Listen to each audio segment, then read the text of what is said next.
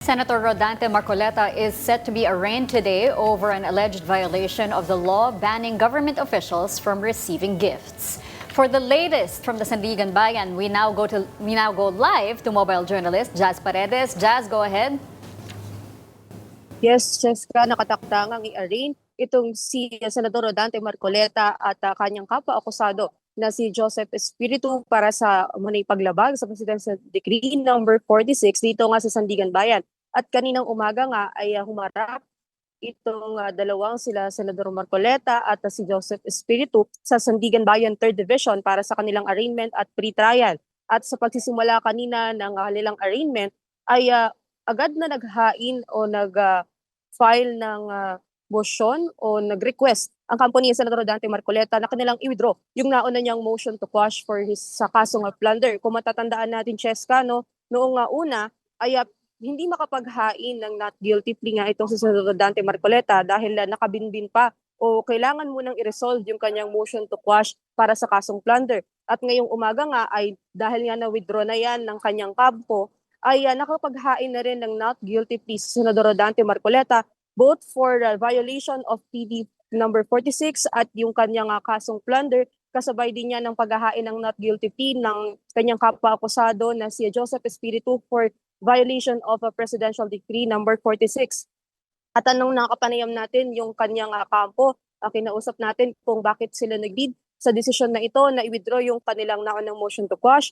Ito daw ay kanilang napag-usapan with Senador Rodante Marcoleta para daw gumulong na yung pagdinig para sa kanyang kaso at ma-expedite daw yung proseso. At kanina nung sa pagharap ni Senador Rodante Marcoleta sa Sandigan Bayan 3rd Division ay tinanong siya ng mga mahistrado kung ito ba ay in consolidation with him, is this voluntary, at ito ba ay kanyang inaalaw, at ito nga ay kinumpirma ni Senador Rodante Marcoleta kaya naman pinagbigyan o pinayagan ng mga mahistrado itong kanyang motion to withdraw his motion to quash. Sa ngayon, Cheska, ay ito pa lamang yung ating mga progress sa kanilang arraignment kanina, ngunit inaasahan natin na mamayang hapon naman ay dadating si dating Congressman Mike Defensor para naman sa kanyang arraignment for the violation of PD 46, Cheska.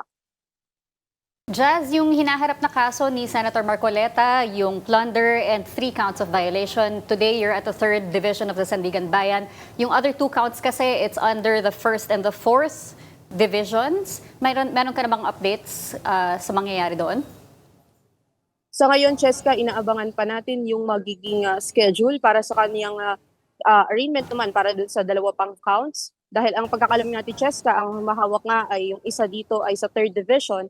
Kanina ay sabi ng rehistrado ay nag-anunsyo sila nung pagdinig para doon sa kasunod na PD 46 for the isang count nito ng PD 46. Sabi nila kanina ay magkakaroon ng marking of evidences sa July 28 hanggang July 30 habang nakatakda naman yung kanyang pre-trial para sa kasong plunder at paglabag sa PD 46 sa August 10 or 8:30 ng umaga. Sa ngayon, Cheska, inaabangan pa natin yung mga susunod updates para dun sa 2 pang count ng Presidential Decree. Ngunit sa ngayon, ito pa lamang yung nakukuha nating impormasyon kaugnay ng kanyang pre-trial and arraignment. Cheska. All right, thank you, mobile journalist Jazz Paredes.